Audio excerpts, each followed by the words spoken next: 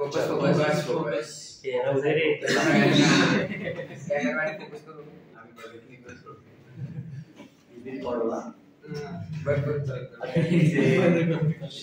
तेरी आवाज सब पहचानते बराबर है। पहले चैप्टर का नाम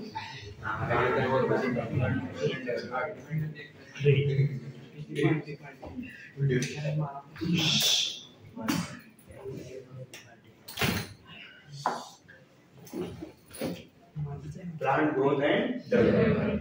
तो हम स्टार्ट किए किंगडम प्लांटे से। किंगडम प्लांटे को दो पार्ट में डिवाइड किया। पहला क्रिप्टोगैम्स, दूसरा फेनेरोगैम्स। क्रिप्टोगैम्स और फेनेरोगैम्स। फेनेरोगैम्स को फर्दर डिवाइड किया था जिम्नोस्पर्म, एंजियोस्पर्म। यहाँ पे सबसे इंपॉर्टेंट बात क्या पड़ा, इनके पास क्या प्रेजेंट है, ओव्यूल, और साथ में क्या प्रेजेंट है, ओवरी। ना यहाँ पे ओव्यूल, यहाँ पे क्या है, ओवरी।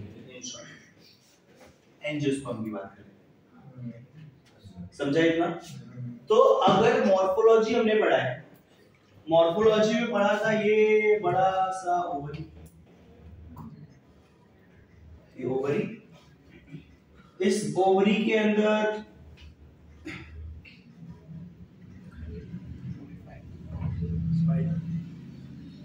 ये ovule, single ovule attached to the base is known as dash placentation. तो ओवरी, और यहाँ पे अंदर क्या प्रेजेंट है, ओव्यूल, समझा? तो ये मेरा ओवरी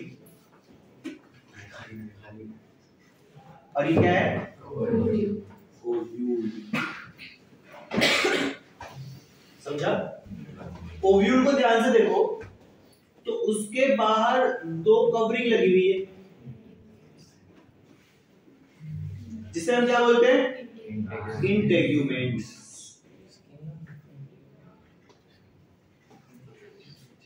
क्या उसको मैंने इंटेग्यूमेंट्स। और उसके अंदर ये रहा एक सर्कल, जिसे मैं क्या बोला, एम्ब्रियो सैक। क्या बोला इसे मैंने, एम्ब्रियो सैक। ये एम्ब्रियो सैक के अंदर ये क्या है, एग सेल। क्या है ये, एग सेल। और भी बहुत सारे सेल्स थे। एग के बाजू में क्या होता है, सिनर्जी, उसके ऊपर क्या है, एंटीपोडल्स, और सेंटर में क्या होता है, पोलर। सारी चीजें नहीं पढ़ते, हमने क्या पढ़ा, एम्ब्रियो सैक के अंदर क्या है मेरा, समझा? तो बड़ा सा ओवरी, ओवरी के अंदर ओव्यूल, ओव्यूल के पास कवरिंग थी, क्या बोला उसको, इंटेग्यूमेंट्स, और उसके अंदर एम्ब्रियो सैक, और एम्ब्रियो सैक के अंदर क्या था, समझा? ये फर्टिलाइजेशन के पहले। अब क्या होगा इनका, फर्टिलाइजेशन। इनका क्या हुआ अभी, फर्टिलाइजेशन।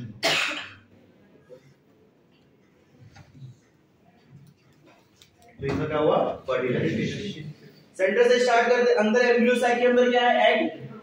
एग का फर्टिलाइजेशन हो क्या बनेगा, जाइगोट, और जाइगोट से क्या बनेगा, एम्ब्रियो। तो सबसे पहले बनाया मैंने क्या, एम्ब्रियो।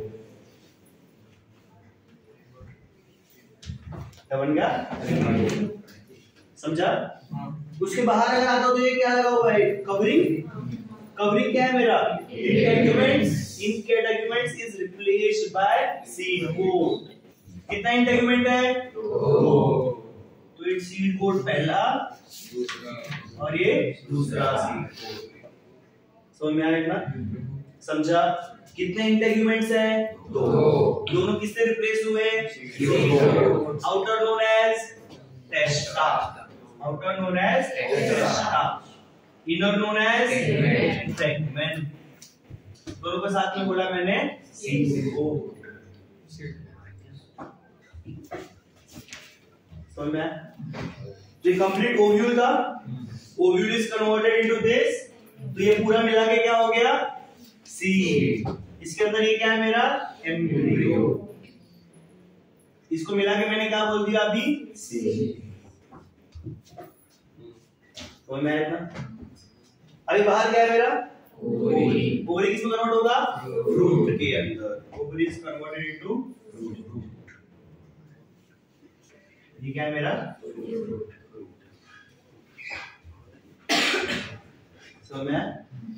समझा? तो फर्टिलाइजेशन के पहले क्या चीजें थी और फर्टिलाइजेशन के बाद वो क्या बनी? तो स्टार्ट किससे किए थे हमने? Ovary is converted into fruit. Ovary के अंदर क्या होगा? ओव्यूल। ओव्यूल किसमें कन्वर्ट होगा? सीड। सीड में बहुत सारी चीज, सबसे पहले सीड की क्या है? कवरिंग। इसमें वाला मैंने seed coat. It is made from integuments. समझ में आया? और उसके अंदर क्या होता है? Embryo sac. एम्ब्रियो सैक के अंदर क्या है? एग। और इस एग से क्या बनेगा? एम्ब्रियो बनेगा। समझ में आया इतना? तो डायग्राम एम्ब्रियो हो गया, सीड कोट हो गया और बाहर क्या है मेरा? फ्रूट। समझा इतना? अब ध्यान से आगे देखो। जब कभी भी इंटेग्यूमेंट से कन्वर्जन होता है सीड के अंदर, ये प्रोसेस होगी, तो हमेशा यहां पे वाटर का लॉस होगा। जब कभी भी ये कन्वर्जन होगा तो हमेशा क्या होगा? वाटर का लॉस। अगर वाटर का लॉस होगा तो पानी इसके पास ज्यादा है या कम? कम। पानी है नहीं तो ये ग्रो करेगा क्या? नहीं। पानी है तो ग्रो करने वाला नहीं।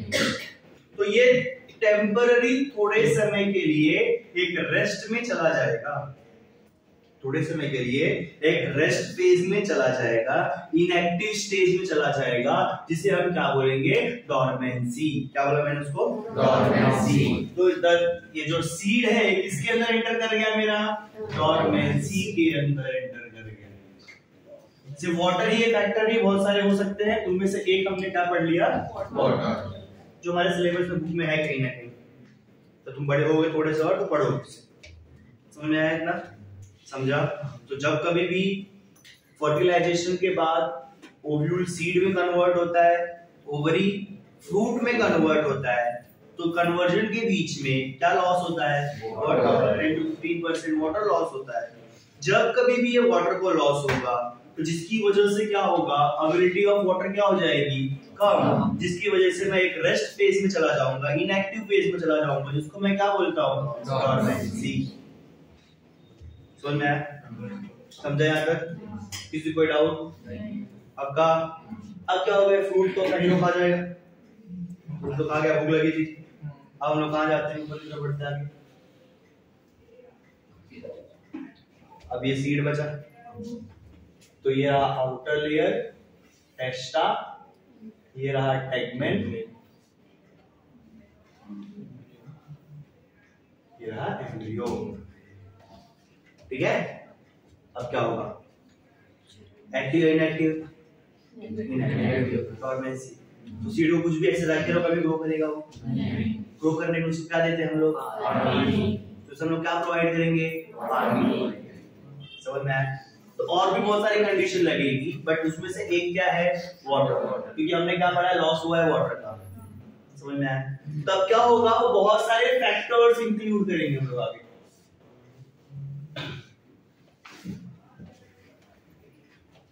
सबसे पहला एक्सटर्नल फैक्टर, एक्सटर्नल कंडीशन, और दूसरा होता है इंटरनल कंडीशन। ये सेल कहाँ है मेरा? ये सीड कहाँ है मेरा? डॉर्मेंसी। अब ये ग्रो करेगा कि नहीं करेगा, किस पे डिपेंड करेगा? दो चीजों पे, एक्सटर्नल कंडीशन और इंटरनल कंडीशन। समझ में आया इतना? समझा? एक्सटर्नल कंडीशन क्या हो सकती है?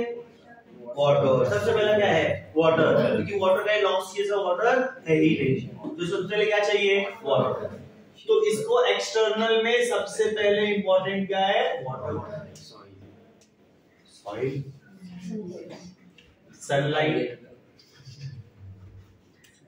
और temperature around 25 degree Celsius to 35 degree Celsius is optimum temperature for seed germination. समझ में आया ना? और इसमें कभी कभार पीएच की बात कर लेते हैं। तो ये कुछ एक्सटर्नल कंडीशन है, जब इसे मिलेगी तो ये आगे प्रोसेस होगी, अगर नहीं मिला तो ये हमेशा कहां रह जाएगा? क्या जरूरी है कि ये मिले तो ही हो? इंटरनल कंडीशन भी इंपॉर्टेंट है। जैसे कि प्लांट बनाएगा कौन? एम्ब्रियो। अगर एम्ब्रियो मर गया है तो एम्ब्रियो क्या होना चाहिए? जिंदा होना चाहिए। समझ में आया? तो एम्ब्रियो शुड बी अलाइव।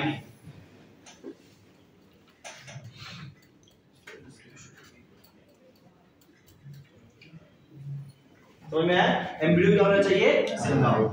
अगर एम्ब्रियो जिंदा है तो आगे क्या करेगा? ग्रो करेगा। समझ में आया इतना? ये समझा? तो और भी बहुत सारे इंटरनल कंडीशन होता है काम के फिलहाल में। तो दो इंपॉर्टेंट फैक्टर पढ़ा हमने। हम अब ये किस स्टेज में है? डॉर्मेंसी। अब डॉर्मेंसी ब्रेक होगी कि नहीं होगी किस पे डिपेंड करेगा? दो चीज, पहला एक्सटर्नल कंडीशन और दूसरा इंटरनल कंडीशन। समझा? एक्सटर्नल कंडीशन के अंदर वाटर, सनलाइट वगैरह वगैरह आ गया। इंटरनल में क्या आ गया? एम्ब्रियो अलाइव होना चाहिए, वो मैच्योर होना चाहिए, ये सारी प्रोसेस होती है। पर हमने इसे देखी लगती है। समझ में आया इतना? अब मान लो उसको कंडीशन प्रोवाइड हो गई, उसको कंडीशन क्या हो गया? मिल गया,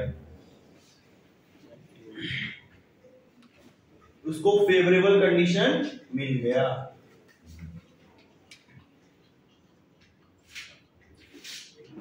ये कौन सा कंडीशन था? अनफेवरेबल। ये कौन सा था? अनफेवरेबल। उसे क्या मिल गया? फेवरेबल। मतलब उसे क्या मिल गया? उसको पानी। क्या मिल गया उसको? वाटर। उसने वाटर लॉस किया था, हम सिर्फ वाटर की बात करेंगे, water is the main important factor. तो वाटर लॉस किया था, इसको क्या मिल गया? वाटर। समझ में आया इतना? तो ये क्या करेगा? Imbibition of water. Imbibition of water. दो प्रोसेस होती है, एक का नाम है एड्सॉर्प्शन और एक का नाम है एब्सॉर्प्शन। पहले पढ़ाया। एक का नाम है एड्सॉर्प्शन और एक का नाम है एब्सॉर्प्शन। ये सरफेस है, इसके ऊपर मैंने पानी गिरा दिया। पानी क्या अंदर वाले पार्टिकल्स का पार्ट बनेगा? नहीं, क्योंकि पानी अंदर जाएगा क्या? नहीं। तो फ्लोर पे पानी गिरा हुआ है, कुछ होगा क्या? नहीं। तो ये सरफेस ने वाटर को क्या किया? एब्सॉर्ब किया, मतलब अपने सरफेस के ऊपर ही रखा। समझा? सेकंड स्पंज लिया मैंने, स्पंज को कहां डाला? पानी के अंदर। तो क्या पानी सिर्फ सरफेस पे रहेगा? नहीं, पानी कहां चला जाएगा? अंदर। तो उसने वाटर को क्या किया? एब्सॉर्ब किया। समझा इतना? समझा? कंफ्यूज होता क्या है? B for bulk. B for bulk. जब एब्सॉर्ब होगा तो वो बल्की होगा, मतलब उसके अंदर भी पानी जाएगा। समझ में आया इतना? तो ये क्या करेगा? इम्बिबिशन करेगा, मतलब एड्सॉर्प्शन करेगा। समझ में आया इतना? समझा? समझा यहां तक? एड्सॉर्ब करेगा। तो imbibition of water that is adsorption of water. Water को क्या किया? एब्सॉर्ब। तो कवरिंग सीड कोट के ऊपर वाटर क्या होगा? एब्सॉर्ब होगा। ये मेरा सीड कोट था, ये मेरा एम्ब्रियो था। समझा इतना? वाटर क्या हुआ यहां पे? एब्सॉर्ब हुआ, जिसकी वजह से जो सीड कोट है, सीड कोट वो सॉफ्टेंड हो जाएगा। सीड कोट क्या हो गया? सॉफ्ट। समझ में आया? सीड कोट क्या हो गया? सॉफ्टेंड। समझा यहां तक? समझ में आया? सीड कोट क्या हो गया? यहाँ पे सॉफ्टेंड। सीड कोट सॉफ्टेंड हो गया तो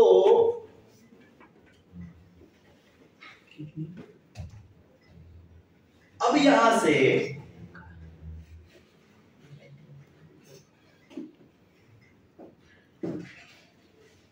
बच्चों सीड कोड क्या हो गया है? सॉकेट। अब यहां से स्ट्रक्चर फॉर्म होना स्टार्ट करेगा। क्या फॉर्म होना स्टार्ट हुआ? स्ट्रक्चर। ये जो ऊपर की तरफ है इसे क्या बोलते हैं हम लोग? फ्लूइड। क्या बोला इसको मैंने? फ्लूइड।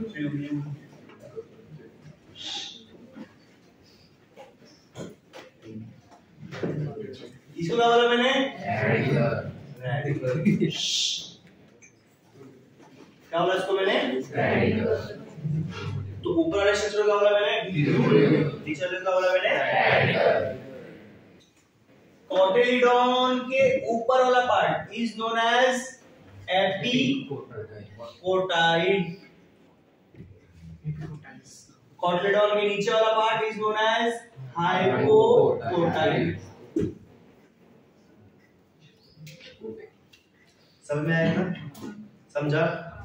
जब कभी भी ये सीड कोट सॉफ्टेंड होगा, सीड कोट सॉफ्टेंड होगा तो यहाँ पे एक एंजाइम सिक्रीट होगा जिसका नाम है अल्फा अमाइलेज। क्या नाम था? Alpha amylase. समझ में आया इतना? अल्फा अमाइलेज सिक्रीट होगा। ये क्या करेगा? ब्रेक करेगा किसको?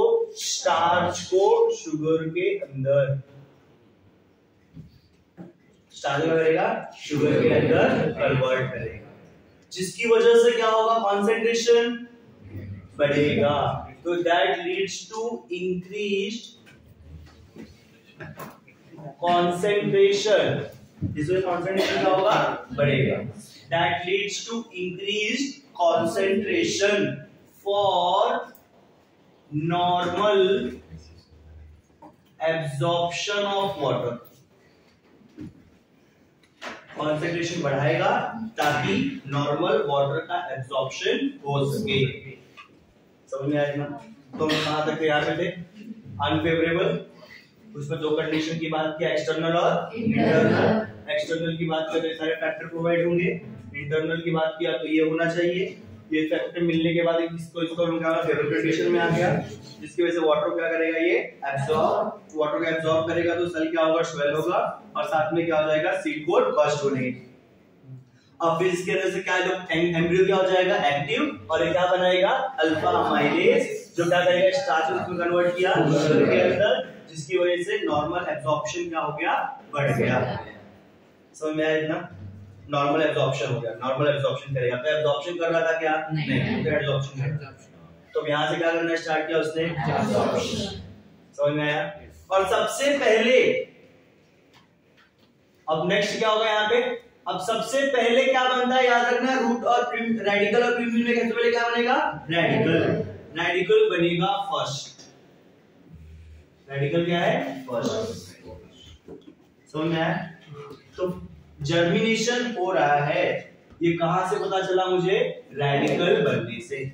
सबसे पहले क्या बनेगा? रेडिकल। फिर क्या बनेगा? समझ में आया ना? सबसे पहले क्या बनेगा? रेडिकल, फिर क्या बनेगा? समझ में आया? इसको मैं बोलता हूं सीड। क्या बोला इसको मैंने? सीड। और इसको मैं बोलता हूं सीडलिंग। क्या बोला इसको मैंने? सीडलिंग। तो मैं इसको मैंने सीड बोला, इसको मैंने सीडलिंग बोला। समझे ना तक? हाँ। समझ में आया? अब ध्यान से आगे सुनो। ये जो सीडलिंग है, अब ये क्या होगा? प्लांट बनाएगा, मतलब ये जर्मिनेट होगा। तो जर्मिनेट होने के तीन तरीके हैं। जर्मिनेट होने के तीन तरीके। अब ध्यान से पहला देखो, ये क्या है? सॉरी, या तो ग्राउंड। सीड कहां होगा हमेशा? तो ये मेरा क्या है? ठीक। सबसे पहले क्या फॉर्म होगा? Radical form. और फिर क्या फॉर्म होगा? Plural form.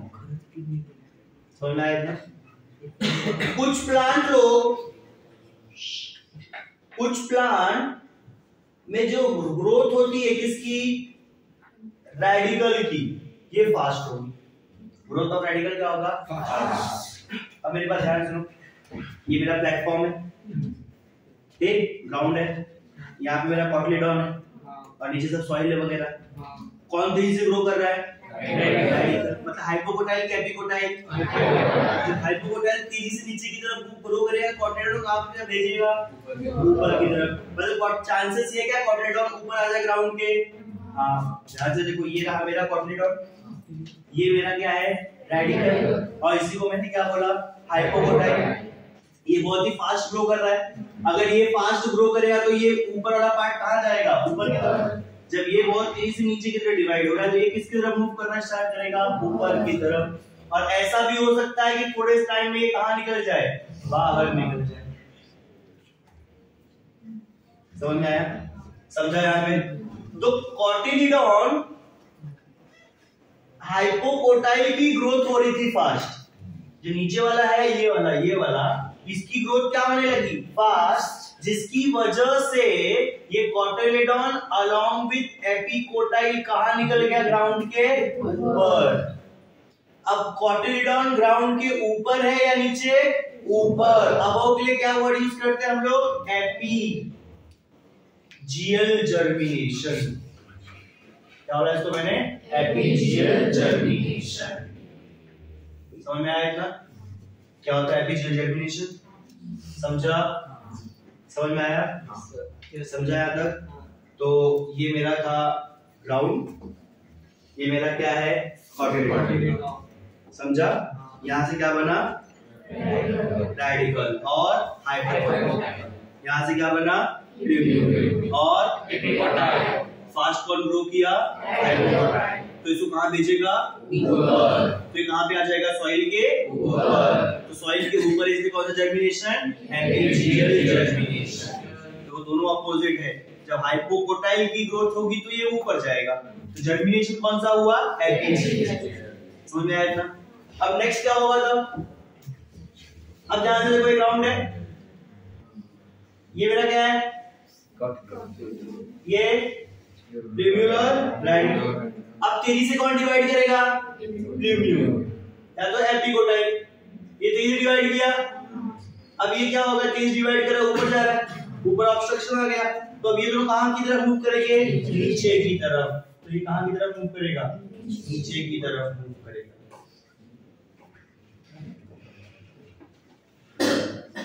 तो नया इतना कहां की तरफ मूव किया? नीचे। ये दोनों ही अब कहां पे? ग्राउंड के नीचे। इसको हम लोग क्या बोलेंगे? Hypogeal germination. याद रखना, epigeal germination is seen in beans. Seen in beans. समझ में आया? Last is known as vivipary. ये क्या याद रखो? Last is vivipary. ध्यान दोनों क्या होता है? तो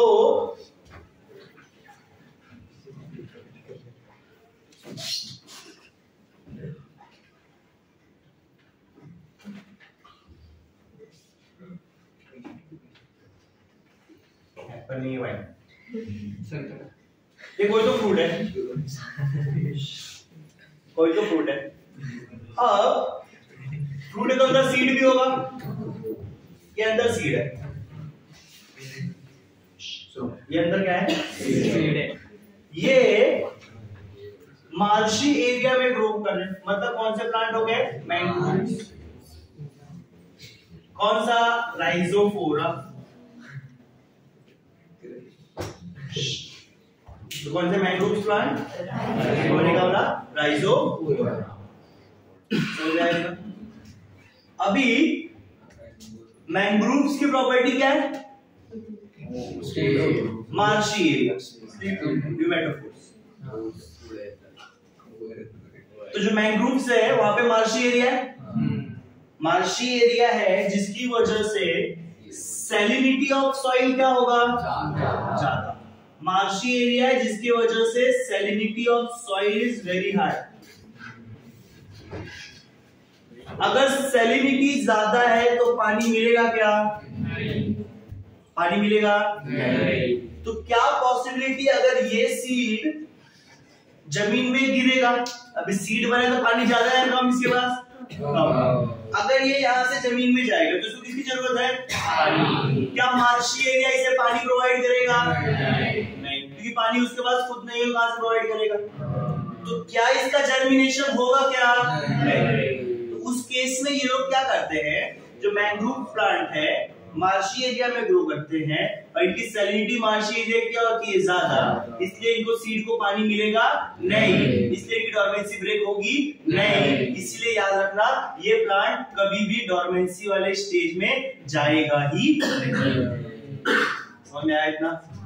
तो याद रखना mangrove plant do not shows dormancy.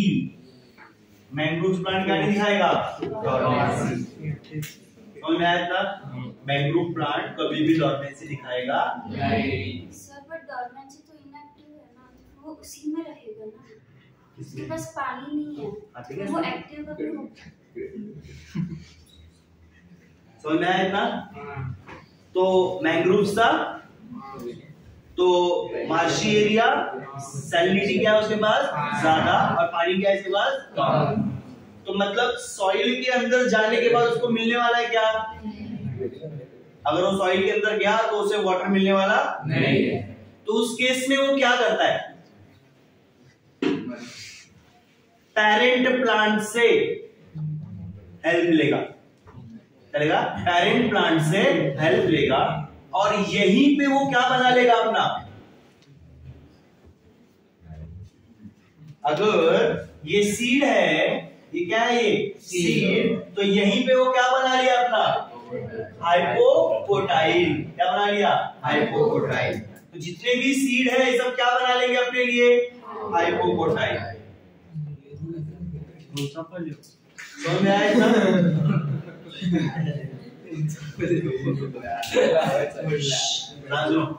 तो फ्रूट के अंदर ही क्या हो गया? इनके सीड में से रेडिकल और प्यूम्यूल क्या हो गया? बढ़ गया।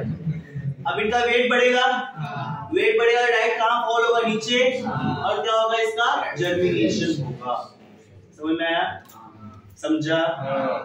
तो ये डॉर्मेंसी वाले स्टेज में ये गए ही नहीं। हेल्प कहां से ले लिया आपने? समझ में आया इतना? समझा? इसको हम लोग क्या बोलते हैं? विविपैथी। समझा आता? समझा? पूरा स्टार्ट से रिवाइज करते हैं। तो क्या बोलते हैं हम लोग? मैंने और बाद में उनके सब बताता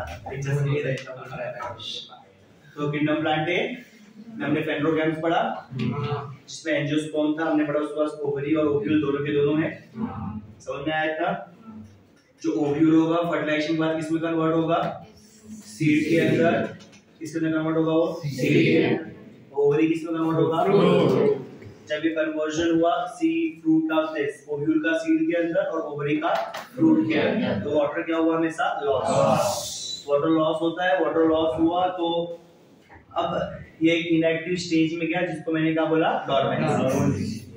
समझ में आया था? अभी डॉर्मेंसी में चला गया। अब इसके पास दो कंडीशन मिलनी चाहिए, एक्सटर्नल और इंटरनल कंडीशन। अगर दोनों कंडीशन इसकी सरवाइव करती है तो ये आगे प्लांट बनाएगा, अगर सरवाइव नहीं की तो प्लांट बनाएगा क्या? नहीं। दोनों में पहला इंटरनल क्या? एम्ब्रियो कैसा होना चाहिए? जिंदा होना चाहिए, टर्मिनेट सेल डिवाइड करके नया सेल फॉर्म करेगा। समझ में आया इतना? दूसरा जो एक्सटर्नल कंडीशन है, water, soil, sunlight, temperature, pH, ये सारी चीजें मिलेंगी। जब इसको वाटर मिलेगा, सारे कंडीशन मिलने पे ये सबसे पहले क्या करेगा? Absorption of water. तो सीड क्या करेगा? वाटर को एब्जॉर्ब करेगा। जब सीड वाटर को एब्जॉर्ब करेगा तो स्वेल होगा, जिसकी वजह से जो इसका सीड कोट है वो क्या होगा? सॉफ्टेंड होगा। समझा इतना? नेक्स्ट इसमें से क्या सीक्रेट होगा? Alpha amylase. एम्ब्रियो क्या बनाएगा? एक्टिव होगा, क्या बनाएगा? अल्फा अमाइलेज, जिसकी वजह से स्टार्च किसमें कन्वर्ट होगा? शुगर। तो इंक्रीज इन कंसंट्रेशन होगा, जिसकी वजह से नॉर्मल एब्जॉर्प्शन क्या हो जाएगा? स्टार्ट हो जाएगा। समझ में आया इतना? फिर इसके बाद क्या होगा? यहाँ से एपिकोटाइल फॉर्म होगा और हाइपोकोटाइल, ट्यूब्यूल और रेडिकल। सबसे पहले क्या बना? रेडिकल। समझ में आया? कंडीशन ये थी कि यहाँ पे केस नंबर 1 में जो बदल था दोनों, बट केस नंबर 1 में क्या हुआ? जो हाइपोकोटाइल है वो तेजी से ग्रो किया। तो जब हाइपोकोटाइल तेजी से ग्रो करेगा तो इसको कहाँ भेजेगा? ऊपर। तो कॉटिलेडॉन कहाँ आ जाएगा? जमीन के ऊपर, जिसको मैंने क्या बोला? एपिजियल जर्मिनेशन। समझ में आया? नाम उल्टा है, जब हाइपोकोटाइल ग्रो करेगा तो एपिजियल। अब यहाँ पे क्या हुआ? कौन ग्रो किया? एपिकोटाइल। जब एपिकोटाइल ग्रो करेगा तो ऊपर जाने जगह कहाँ धक्का मारेगा? नीचे। तो ये कहाँ जाएगा? नीचे।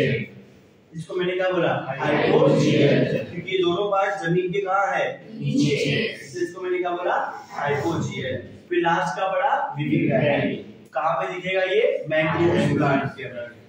क्यों? क्योंकि वहां पे जो सैलिनिटी ज्यादा है, वाटर की एबिलिटी क्या है? कम। तो अगर सीड नीचे गिरा तो उससे पानी मिलेगा नहीं, तो वो ग्रो करने वाला नहीं। समझ में? इसीलिए अपने पेरेंट्स की हेल्प लेगा और अपने फ्रूट के अंदर ही क्या बना लेगा? वो सीड लेगा। समझ में आया? और जो उसका हाइपोकोटाइल होगा वो बड़ा सा होगा, और वो सीधे जब बल्कि बनेगा डायरेक्ट कहाँ गिरेगा? नीचे, और उससे क्या बन जाएगा? प्लांट का फॉर्मेशन होगा। समझ में आया? समझा? सबको समझा? ओके भाई।